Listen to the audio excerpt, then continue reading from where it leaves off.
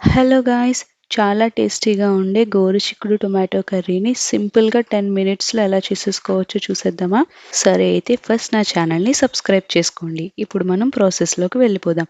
First stove on చేసి cooker పెట్టి అందులోకి మనం ఒక గ్లాస్ వరకు వాటర్ తీసి గోరుచిక్కుడుకాయలు కొద్దిగా సాల్ట్ వేసి మూత పెట్టి 3 విజిల్స్ రానివ్వాలి. ప్యారలల్‌గా ఇంకొక స్టవ్ పైన పాన్ పెట్టి అందులో కొద్దిగా ఆయిల్ వేసి తాలింపు వేసుకుని ఆనియన్స్ వేసి ఆనియన్ గోల్డెన్ బ్రౌన్ కలర్ వచ్చిన తర్వాత 1 టీ స్పూన్ అల్లం వెల్లుల్లి పేస్ట్ వేసి ఫ్రై అయిన తర్వాత టొమాటోస్ని వేసి టొమాటోస్ లైట్గా మగ్గనివ్వాలి.